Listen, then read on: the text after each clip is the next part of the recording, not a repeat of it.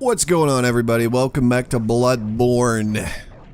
In the last part, we explored most of Central Yharnam, but in this episode, or part, we're gonna go over there. We're gonna cross a bridge and see what's happening. Even though I already know, but you guys don't. Alright, this little doggy. Nothing we haven't seen before, and oh. You're a hunter, aren't you? Then, well, do you know of any safe places? Alright, well, this woman is basically whispering. But like I said before, when you see the orange lantern, you know there's probably someone inside of the house. Because it's supposed to repel beasts. They don't like the incense in the lantern. It's a bit weird. But there is someone in here. I've heard I have. Shutting up indoors isn't always enough. Well, if you hunters got off your asses, you wouldn't be in this mess. You're obligated to help me, you hear? So what'll it be? Are you going to tell me you're not? We only have one option, which is no. Yeah, I should have known. You're good for nothing. No respect for the elderly is what that is. That lot of good you outsiders do. Go on, admit it. You think we're all mad, don't you? Well, go and stop it. I know all your tricks. Alright, so there's an old woman in there, and we can tell her if we know of a safe place, but currently, we don't. Everything is pretty much ruined, and there's nowhere for us to send her, which is a bummer for her. Now, this area will lead to the sewers, and there's a big guy down here, which we might want to take out first. What's up, buddy? I was hoping that would work.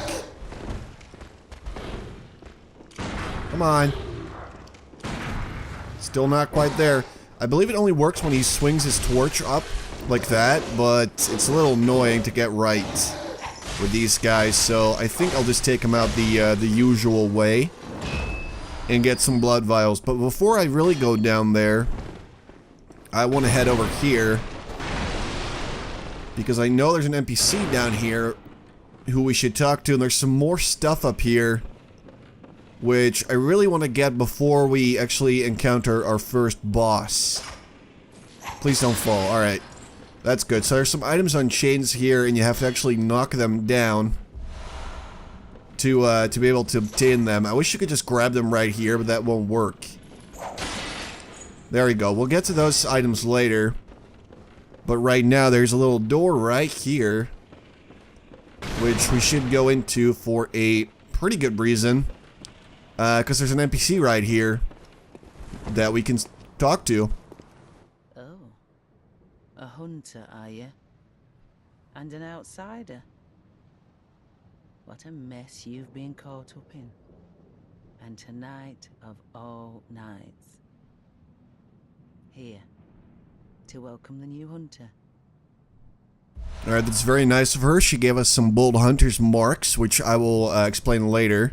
Prepare yourself for the worst. There are no humans left.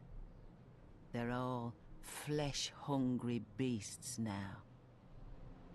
Okay, that's a little pessimistic. Still lingering about. What's wrong? A hunter unnerved by a few beasts? No matter. Without fear in our hearts, we're little different from the beasts themselves. Shake off cape. That is a gesture that we have now, and it's pretty cool. See, there you go. Actually works on her too. Alright, so the bold hunter's mark allows us to awaken anew without losing our blood echoes. So it's basically the same as a homeward bone in a previous game. So if you're in trouble and you're in a tight spot, you have a lot of echoes on you like we do have right now, and you want to go back to a lamp, you just use this item. They're pretty limited though, so usually I don't like going overboard with these, but you know, you can go back and it's pretty useful. It's an upside down rune etched in the mind of a hunter. The image upon this parchment allows one to envision the rune with clarity. Allows a hunter to awaken again without losing blood echoes. A trick that seems nearly too good to be true. It is not, though. It's actually very useful. But really you want to use these when you find, say, a boss and you're not ready to fight them, or you have a lot of echoes on you. You just use one of those items and you just warp back. It's very useful stuff. But now, well, we're kind of stuck up here, so we're going to go down here. Oh boy. Yeah, we're good. And if I hadn't killed that guy just now, we might have actually run into him down here, but I already killed him, so we're totally good. And this little guy has his back turned against us, which is very unwise. Because now we can do this. Boom. That is how we do it. Oh, this guy heard it. Alright, so backstabbing is not really a part of the game anymore. But if you use one of those charged attacks on someone's back, you can still backstab them in that situation, which is very, very useful. Okay. And if I'm not wrong, I think there's another guy over here. Yep, there he is. We should try to parry him, actually. Because that will be useful practice for later on. Nope. Come on. I was too late. You already hit me. Alright, let's give it another go. Nope, still not good enough. I am just not sure when to hit these guys. I honestly don't get it. But that's okay, because I have a whip. And I can just do this.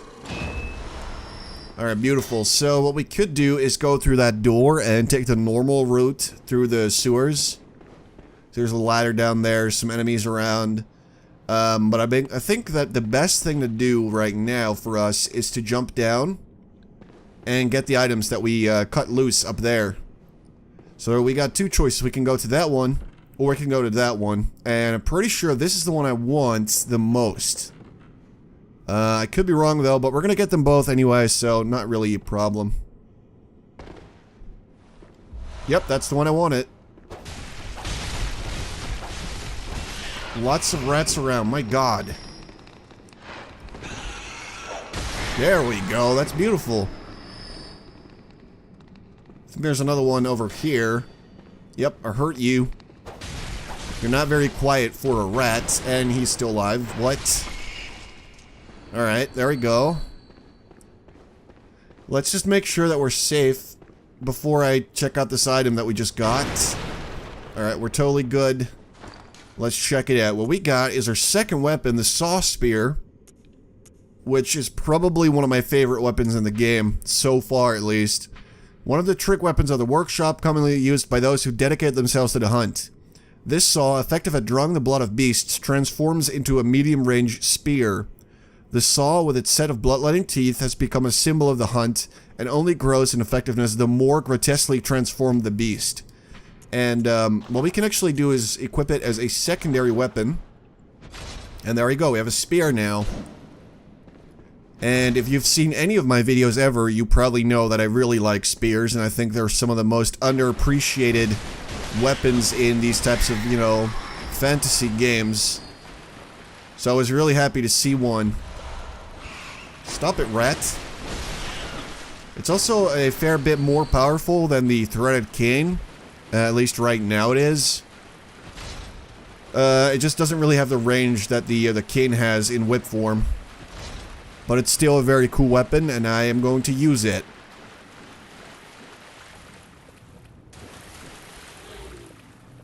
Alright, so I think the best thing to do is just to go back up here. And get the weapon, or not the weapon, the item that dropped on the other side as well. Oh boy. There's a lot of people here that really want to shoot me.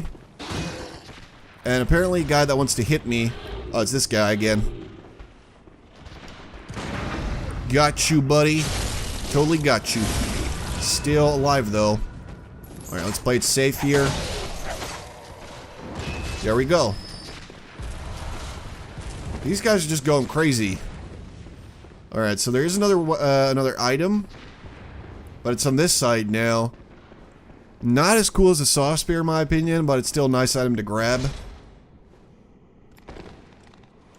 because it's some bloodstone shards that we can use to upgrade our weapons, so totally helpful to have that around. There we go. So as you can see, if I transform the spear, it does slightly more damage, but it's also a bit longer and a bit slower. The one reason that I really like the transform spear is if I press my heavy attack button, it'll do that. A nice little stabby move, which a lot of weapons don't really have in the beginning of the game, I believe. I mean, I know the threaded cane has one, but this one's just cooler and it has way more range to it. So that's quite cool. Now, what I am going to do is we do want to check out the rest of the sewers, but we have a lot of echoes on us, and it would be a waste to die down there. So I will just head back to the lamp and level up a bit, because we can actually do that now. For those of you that don't know, the little eye down the or underneath the echoes that I have gathered so far is our insight, and you basically get inside by beating bosses and finding bosses for the first time as well, where you get, you know, if you meet a boss, you get 1 insight. Oh god, what is wrong with this dog? Pretty sure that's not supposed to happen.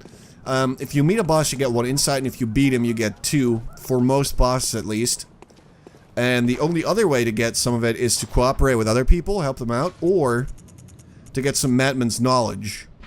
The skull of a madman touched by the wisdom of the Great Ones, used to gain insight. Making contact with eldritch wisdom is a blessing, for even if it drives one mad, it allows one to serve a grander purpose for posterity. So if I use that item, I will gain 1 insight, which is just what we need if we're going to level up, which I will show you in a second. What's up, buddy?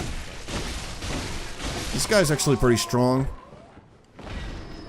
Alright, let's take him out to get some bullets. That's how we do it. Always a nice way to get some free bullets, so it's actually really easy to farm in this game, in my opinion at least. Still a lot of blood around there. Alrighty, so before I head back to the Hunter's Dream, I will use the madman's knowledge and gain the 1 insight that you need to level up. I've heard a lot of people say that you need to fight a boss to be able to level up, but usually when you run into a boss, you're going to die at least once. So if you actually find the madman's knowledge in the sewers before you fight a boss, you get to keep all your souls, or echoes, and level up. And now, that strange doll that we saw earlier is actually alive. Look at that. Hello. Hello, good hunter. I am a doll, here in this dream to look after you. Honorable hunter, pursue the echoes of blood, and I will channel them into your strength. You will hunt beasts, and I will be here for you to embolden your sickly spirit. Alright, so that is the doll. And she can help us channel our blood echoes, which just means level up. Very well. Let the echoes become your strength. Let me stand close. Now shut your eyes. Alright, I also want to point out that the insight is very interesting. Oh god, that's a lot of levels. My lord. Alright, so, let's see. I started out with a very skill-based origin, but I think I want to keep it a bit balanced between skill and strength, because that definitely seems to be the most effective build that I've seen. So we should probably get a bit of both.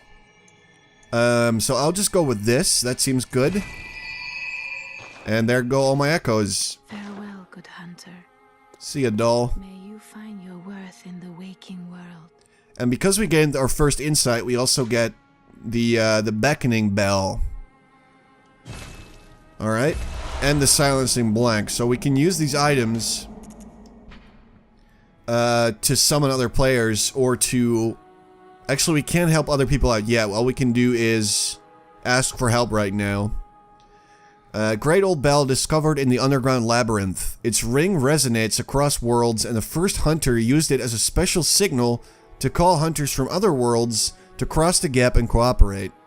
A human must use insight to ring this uncanny bell, but the benefits of cross-world cooperation are many, and a silencing blank is used to stop cooperation.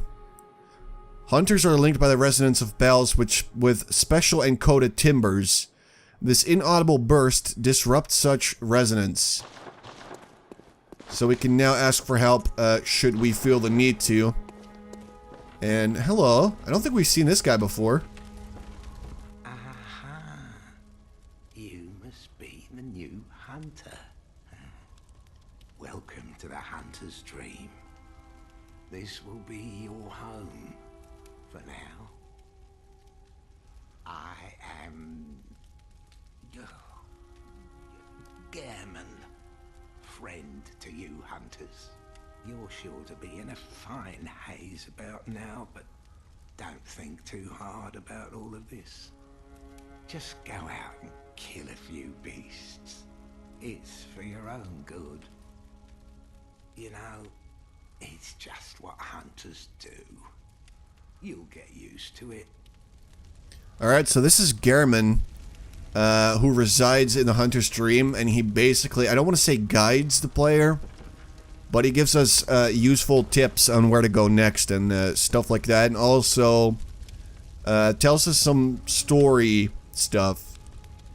This was once a safe haven for hunters. A workshop where hunters used blood to enhance their weapons and flesh. We don't have as many tools as we once did, but you're welcome to use whatever you find. Even the doll, should it please you. Alright, so he tells us that we can use whatever we want, including the doll if we would want to. Obviously, lots of people on the internet have pointed out that, well, you get it. To escape this dreadful hunter's dream, halt the source of the spreading scourge of beasts, lest the night carry on forever. So we gotta stop the beasts. There's also a statue here, but we don't know of what that is yet.